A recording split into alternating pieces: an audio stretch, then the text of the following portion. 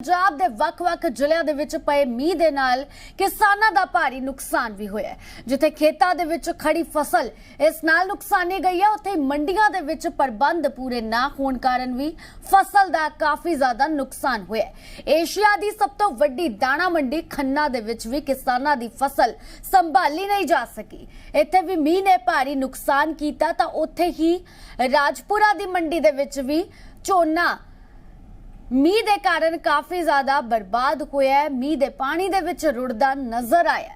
ਤਸਵੀਰਾਂ ਤੁਸੀਂ ਵੇਖ ਸਕਦੇ ਹੋ ਖੰਨਾ ਤੇ ਰਾਜਪੁਰਾ ਦੀਆਂ ਦੋ ਤਸਵੀਰਾਂ ਤੁਹਾਨੂੰ ਅਸੀਂ ਵਿਖਾ ਰਹੇ ਹਾਂ। ਦੋ ਤਸਵੀਰਾਂ ਦੇ ਵਿੱਚ ਤੁਸੀਂ ਵੇਖ ਸਕਦੇ ਹੋ ਕਿ ਅੰਨਦਾਤਾ ਦੀ ਮਿਹਨਤ ਜਿਹੜੀ ਹੈ ਕਿਸ ਤਰ੍ਹਾਂ ਮੀਂਹ ਦੇ ਪਾਣੀ ਦੇ ਵਿੱਚ ਰੁਲਦੀ ਨਜ਼ਰ ਆ ਰਹੀ ਹੈ। ਇਹ ਵੇਖ ਕੇ ਕਿਸਾਨ ਨੂੰ ਤਾਂ ਬਹੁਤ ਦੁੱਖ ਪਹੁੰਚਦਾ ਹੀ ਹੈ, ਲੇਕਿਨ ਇਹ ਤਸਵੀਰਾਂ ਦੇਖ ਕੇ ਆਪਣੇ ਆਪ ਦੇ ਮਨ ਨੂੰ ਵੀ ਕਾਫੀ ਦੁੱਖ ਲੱਗਦਾ ਹੈ ਕਿ ਕਿਸ ਤਰ੍ਹਾਂ ਦੇ ਨਾਲ ਖੇਤਾਂ ਦੇ ਵਿੱਚ ਕਿਸਾਨ ਇੰਨੀ ਮਿਹਨਤ ਕਰਦਾ ਹੈ, ਲੇਕਿਨ ਪ੍ਰਸ਼ਾਸਨ ਦੇ ਪੁਖਤਾ ਪ੍ਰਬੰਧ ਹੋਣ ਦੇ ਨਾ ਕਾਰਨ ਮੰਡੀਆਂ ਦੇ ਵਿੱਚ ਵੀ ਫਸਲ ਕਿਸ ਤਰ੍ਹਾਂ ਰੁਲਦੀ ਨਜ਼ਰ ਆ ਰਹੀ ਹੈ।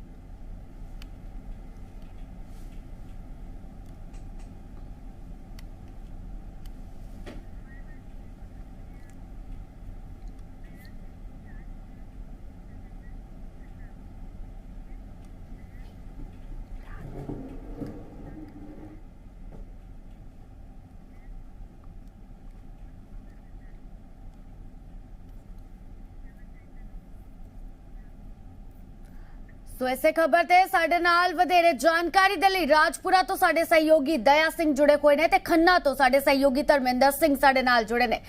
ਜੀ ਰਾਜਪੁਰਾ ਦੇ ਜੇਕਰ ਹਾਲਾਤ ਵੇਖੇ ਜਾਣ ਦਇਆ ਸਿੰਘ, ਕਿਸ ਤਰ੍ਹਾਂ ਦੇ ਨਾਲ ਮੰਡੀਆਂ ਦੇ ਵਿੱਚ ਪ੍ਰਸ਼ਾਸਨ ਦੇ ਵੱਲੋਂ ਪ੍ਰਬੰਧ ਕੀਤੇ ਗਏ ਨੇ? ਭਾਰੀ ਮੀਂਹ ਦੇ ਕਾਰਨ ਕਿਸਾਨਾਂ ਦੀ ਕਾਫੀ ਫਸਲ ਖਰਾਬ ਹੋ ਰਹੀ ਹੈ, ਇਸ ਦੇ ਬਾਰੇ ਕੀ ਕਹਿਣਾ? जी बिल्कुल गल करी क्योंकि देर रात तो ही जी बरसात ने जी किसानों की काफत छिड़ी हुई है, क्योंकि किसान काफ़ी परेशान ने। क्योंकि पहला भी दस देवां कि पिछले समय ते भी जी चाइना वायरस करके जिन्होंने फसल जी खराब हो चुकी सी, और उस तो बाद जद के थोड़ी बहुत जित किते फसल बची है उन्होंने तो पुत्तां वांगू पाल के जो मंडियां दे विच लैके आए ने तो उत्थे भी उन्होंने काफ़ी जिहड़ा परेशानी का सामना करना पै रहा है, क्योंकि लगातार प्रशासन वालों अणगहली कह सकते हैं कि वरती जा रही है। जेकर फसल पता है कि बेमौसमी बरसात का अलर्ट किया गया है कि 2-3 दिन मीह पैना, तो किते ना किते प्रबंध चाहिए इसे करने चाहिए सन कि तरपालों के प्रबंध कर देंगे। पर तुसीं देख सकते हो कि उही झोने की फसल है और पानी दे विच इस टाइम डुबी हुई है। सवेर तो ही जिहड़ा तड़के तो जिहड़ा बरसात जिहड़ी पै रही है, मीह पै रहा है, जिस करके तुसीं फसल देख सकते हो कि अणढके होण करके जिहड़ियां बोरियां ने वो फसल जिहड़ी है इन्हां दी झोने की जिहड़ी वो फसल खराब हो रही है। लगातार मंडियां दे विच जिहड़ी फसल है वो तुसीं देख सकते हो कि पानी दे विच डुबी हुई है और सवेर तो किसान जिहड़े ने अन्नदाता कहण वाले किसान ने वो परेशान हो रहे ने। मैं किसानां नाल भी गलबात करनी चाहांगा क्योंकि परेशानियां की कुछ आ रही ने। किहड़े पिंड तो आए हो जी? एरी तो किन्ने दिन हो गए इत्थे आए? 3 दिन हो गए जी। ਤੇ ਕੀ ਕੁਝ ਪਰੇਸ਼ਾਨੀਆਂ ਆ ਰਹੀਆਂ? ਕਿਉਂਕਿ ਸਰਕਾਰ ਤਾਂ ਦਾਅਵੇ ਕਰ ਰਹੀ ਹੈ ਵੀ ਜਿਹੜੀ ਫਸਲ ਜਿਹੜੀ ਹੈ ਕਿਸਾਨਾਂ ਦੀ ਲਗਾਤਾਰ ਜਿਹੜੀ ਹੈ ਲਿਫਟਿੰਗ ਕੀਤੀ ਜਾਵੇਗੀ। ਲਿਫਟਿੰਗ ਨੂੰ ਲੈ ਕੇ ਵੀ ਸਮੱਸਿਆ ਤੇ ਹੋਰ ਕੀ ਕੋਈ ਸਮੱਸਿਆ ਤੁਹਾਨੂੰ? ਮੈਂ ਸਮੱਸਿਆ ਤਾਂ ਇਹ ਜਿਹੜਾ 17 ਮੁਕਤਰ ਕਹਿੰਦੇ ਆ 25-26 ਕਹਿੰਦੇ ਆ ਰਿਹਾ ਉਹਦੇ ਕਰਕੇ ਚੱਕ ਨਹੀਂ ਰਹੇ। ਬਾਕੀ ਜਿਹੜੀ ਫਸਲ ਕਰਾਂ ਉਦੋਂ ਖਰਾਬ ਹੋਈ ਹੋਈ ਖੇਤਾਂ ਦੇ ਵਿੱਚ ਉਹ ਵਾਇਰਸ ਜੀ ਕਰਕੇ 10-12 ਕਿੱਲੇ ਉਹ ਖਰਾਬ ਹੋ ਗਏ। ਤੁਸੀਂ ਕਿਹੜੇ ਪਿੰਡ ਤੋਂ ਆਏ? ਉੱਪਰ ਹੀ ਤੁਹਾਨੂੰ ਕਿੰਨੇ ਦਿਨ ਹੋ ਗਿਆ? 3 ਦਿਨ। ਤੇ ਕੀ ਸਮੱਸਿਆ ਤੁਹਾਨੂੰ ਕੀ ਆ ਰਹੀ ਹੈ? ਬਸ ਉਹੀ ਕਹਿੰਦੇ ਮੋਚਰ ਜ਼ਿਆਦਾ ਜੀ, ਇਹ ਕਰਕੇ ਆ ਰਹੇ ਵੀ ਹੈ ਨਹੀਂ, ਉਹਦੇ ਕਰਕੇ ਤੋਲ ਨਹੀਂ ਰਹੇ ਨਾ ਸੁੱਕ ਰਹੀ ਹੈ। ਹਾਂਜੀ ਤਰਪਾਲਾਂ ਵੀ ਦੇਖਿਆ ਜਾ ਰਿਹਾ ਕਿ ਨਹੀਂ ਰੱਖੀਆਂ ਗਈਆਂ ਸੀ, ਤਰਪਾਲਾਂ ਦੇ ਪ੍ਰਬੰਧ ਨਹੀਂ ਕੀਤੇ ਗਏ ਸਨ, ਉਹ ਲਿਫਟਿੰਗ ਨੂੰ ਲੈ ਕੇ ਵੀ ਸਮੱਸਿਆ ਆ ਰਹੀ ਹੈ। 3 ਦਿਨ ਹੋ ਗਏ ਨੇ ਆਏ। ਹਾਂਜੀ ਮੋਚਰ ਮੋਇਸਚਰ ਜ਼ਿਆਦਾ ਆ ਰਿਹਾ ਤੇ ਮੋਇਸਚਰ ਨੂੰ ਵਧਾਉਣਾ ਚਾਹੀਦਾ ਹੈ, ਨਮੀ ਉਹਦੀ ਵਧਾਉਣੀ ਚਾਹੀਦੀ ਹੈ। ਹੁਣ ਇਹਨਾਂ 17-18 ਤੇ ਉਹ ਆ ਰਿਹਾ ਜੀ ਦਇਆ ਸਿੰਘ, ਤੁਸੀਂ ਆਪਣੀ ਗੱਲਬਾਤ ਜਾਰੀ ਰੱਖੋ, ਸਾਡੇ ਨਾਲ ਬਣੇ ਰਹੋ। ਰੁਕ ਕਰਾਂਗੇ ਖੰਨਾ ਦਾ, ਜਿੱਥੇ ਸਾਡੇ ਨਾਲ ਸਹਿਯੋਗੀ ਧਰਮਿੰਦਰ ਸਿੰਘ ਜੁੜੇ ਨੇ। ਜੀ ਧਰਮਿੰਦਰ, ਖੰਨਾ ਸਭ ਤੋਂ ਵੱਡੀ ਏਸ਼ੀਆ ਦੀ ਸਭ ਤੋਂ ਵੱਡੀ ਅਨਾਜ ਮੰਡੀ, ਇੱਥੇ ਜੇਕਰ ਗੱਲ ਕੀਤੀ ਜਾਵੇ ਭਾਰੀ ਮੀਂਹ ਦੇ ਕਾਰਨ ਤਾਂ ਕਿਸਾਨ ਪਹਿਲਾਂ ਤੋਂ ਹੀ ਪਰੇਸ਼ਾਨ ਹੈ, ਲੇਕਿਨ ਮੰਡੀਆਂ ਦੇ ਪ੍ਰਬੰਧ ਜੇਕਰ ਗੱਲ ਕੀਤੀ ਜਾਵੇ ਉੱਥੇ ਕੀ ਹਾਲਾਤ ਨੇ? ਬਿਲਕੁਲ ਏਸ਼ੀਆ ਦੀ ਸਭ ਤੋਂ ਵੱਡੀ ਦਾਣਾ ਮੰਡੀ ਖੰਨਾ, ਜੇਕਰ ਇੱਥੇ ਪ੍ਰਬੰਧਾਂ ਦੀ ਗੱਲ ਕਰੀ ਜਾਵੇ ਤਾਂ ਇੱਕ ਮੀਂਹ ਨੇ ਹੀ ਪ੍ਰਬੰਧਾਂ ਦੀ ਪੋਲ ਖੋਲ ਦਿੱਤੀ ਹੈ। ਪ੍ਰਬੰਧ ਬਿਲਕੁਲ ਹੀ ਇੱਥੇ ਜ਼ੀਰੋ ਸਾਬਤ ਹੋਏ ਨੇ। ਰਾਤ ਨੂੰ ਜਦੋਂ ਮੀਂਹ ਪਿਆ ਤਾਂ ਕਿਸਾਨਾਂ ਨੇ ਆਪਣੀ ਫਸਲ ਨੂੰ ਬਚਾਉਣ ਦੇ ਨਾਲ ਨਾਲ ਖੁਦ ਵੀ ਤਰਪਾਲਾਂ ਦੇ ਥੱਲੇ ਬੈਠ ਕੇ ਰਾਤ ਗੁਜ਼ਾਰੀ ਤੇ ਏਸ਼ੀਆ ਦੀ ਸਭ ਤੋਂ ਵੱਡੀ ਦਾਣਾ ਮੰਡੀ 'ਚ 25 ਤੋਂ 30% ਦੀ ਫਸਲ ਆ ਜਿਹੜੀ ਉਹ ਮੀਂਹ ਦੀ ਜਿਹੜੀ ਨਾਲ ਨੁਕਸਾਨੀ ਗਈ ਹੈ। ਹਾਲਾਂਕਿ 11 ਦਿਨਾਂ ਦੇ ਦੌਰਾਨ ਇਸ ਮੰਡੀ ਦੇ ਵਿੱਚ 2 ਕੈਬਨਿਟ ਮੰਤਰੀ ਦੌਰਾ ਕਰ ਚੁੱਕੇ ਨੇ ਤੇ ਪ੍ਰਸ਼ਾਸਨਿਕ ਅਧਿਕਾਰੀਆਂ ਨੂੰ ਹਦਾਇਤਾਂ ਦਿੱਤੀਆਂ ਗਈਆਂ ਕਿ ਪ੍ਰਬੰਧ ਮੁਕੰਮਲ ਕੀਤੇ ਜਾਣ। ਇਸ ਦੇ ਬਾਵਜੂਦ ਵੀ ਕਿਸੇ ਵੀ ਪ੍ਰਸ਼ਾਸਨਿਕ ਅਧਿਕਾਰੀ ਨੇ ਮੰਡੀ ਦੇ ਵਿੱਚ ਕੋਈ ਪ੍ਰਬੰਧ ਨਹੀਂ ਕੀਤਾ, ਜਿਸ ਦਾ ਖਮਿਆਜਾ ਕਿਸਾਨਾਂ ਨੂੰ ਭੁਗਤਣਾ ਪਵੇਗਾ। ਕਿਸਾਨਾਂ ਤੇ ਪਹਿਲਾਂ ਹੀ ਜਿਹੜੀ ਮੀਂਹ ਦੀ ਮਾਰ ਪਈ ਸੀ, ਕਿਉਂਕਿ ਸੀਜ਼ਨ ਤੋਂ ਪਹਿਲਾਂ ਜਿਹੜਾ ਮੀਂਹ ਪਿਆ ਸੀ ਉਸ ਨਾਲ ਫਸਲ ਦੇ ਵਿੱਚ ਨਮੀ ਜ਼ਿਆਦਾ ਆ ਰਹੀ ਸੀ ਤੇ ਹੁਣ ਦੁਬਾਰਾ ਤੋਂ ਮੀਂਹ ਪੈਣ ਦੇ ਨਾਲ ਜਿੱਥੇ ਮੰਡੀਆਂ 'ਚ ਫਸਲ ਨੂੰ ਨੁਕਸਾਨ ਹੋਇਆ ਹੈ, ਉੱਥੇ ਹੀ ਫਸਲ ਜਿਹੜੀ ਖੇਤਾਂ 'ਚ ਖੜੀ ਆ ਉਸ ਦੀ ਕਟਾਈ ਵੀ ਲੇਟ ਹੋਵੇਗੀ ਤੇ ਇਹ ਸੀਜ਼ਨ ਲੰਬਾ ਹੋਵੇਗਾ।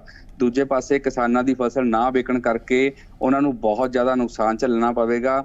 ਜੇਕਰ ਮੀਂਹ ਤੋਂ ਬਾਅਦ ਦੀ ਗੱਲ ਕਰੀਏ ਤਾਂ ਰਾਤ ਦੇ ਮੀਂਹ ਤੋਂ ਬਾਅਦ ਹੁਣ ਸਵੇਰ ਦੇ 11 ਵੱਜ ਚੁੱਕੇ ਨੇ। ਇਸ ਵਕਤ ਅਸੀਂ ਰਹਾਉਣ ਜਾੜ ਦੇ ਵਿੱਚ ਖੜੇ ਹਾਂ। ਇੱਥੋਂ ਦੀਆਂ ਤਸਵੀਰਾਂ ਤੁਹਾਨੂੰ ਦਿਖਾਉਂਦੇ ਹਾਂ ਕਿ ਹਾਲਾਤ ਦੇਖ ਸਕਦੇ ਹੋ ਕਿ ਹਾਲੇ ਕੋਈ ਵੀ ਪ੍ਰਸ਼ਾਸਨਿਕ ਅਧਿਕਾਰੀ ਇੱਥੇ ਨਹੀਂ ਆਇਆ।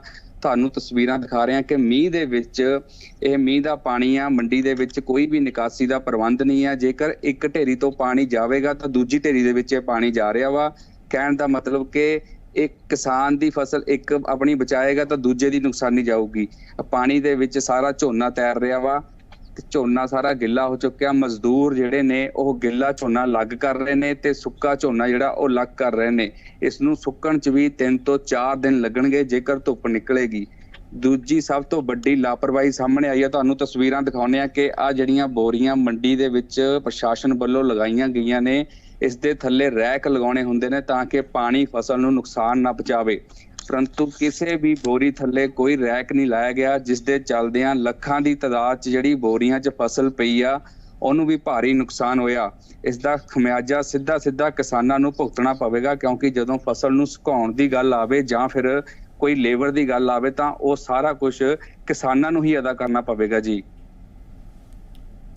ਬਿਲकुल ਧਰਮਿੰਦਰ, ਜਿਸ ਤਰ੍ਹਾਂ ਦੇ ਨਾਲ ਮੰਡੀਆਂ ਦੇ ਹਾਲਾਤ ਵੇਖੇ ਜਾ ਰਹੇ ਨੇ, ਇਸ ਨੂੰ ਲੈ ਕੇ ਕਿ ਇੱਥੇ ਕੋਈ ਸਰਕਾਰੀ ਅਧਿਕਾਰੀ ਨਹੀਂ ਪਹੁੰਚਿਆ, ਕਿਉਂਕਿ ਮੰਡੀਆਂ ਦੇ ਹਾਲਾਤ ਤਾਂ ਆਏ ਸਾਲ ਇਹੋ ਜਿਹੇ ਨਜ਼ਰ ਆਉਂਦੇ ਨੇ, ਲੇਕਿਨ ਦਾਅਵੇ ਜ਼ਰੂਰ ਕੀਤੇ ਜਾਂਦੇ ਨੇ ਕਿ ਮੰਡੀਆਂ ਦੇ ਉੱਤੇ ਪੁਖਤਾ ਪ੍ਰਬੰਧ ਕੀਤੇ ਗਏ ਨੇ। ਤਾਂ ਤੁਸੀਂ ਬਣੇ ਰਹੋ ਧਰਮਿੰਦਰ ਸਾਡੇ ਨਾਲ ਅਮਲੋਹ ਤੋਂ ਹਿਤੇਸ਼ ਸ਼ਰਮਾ ਸਹਿਯੋਗੀ ਵੀ ਜੁੜੇ ਨੇ, ਗੱਲਬਾਤ ਕਰਾਂਗੇ।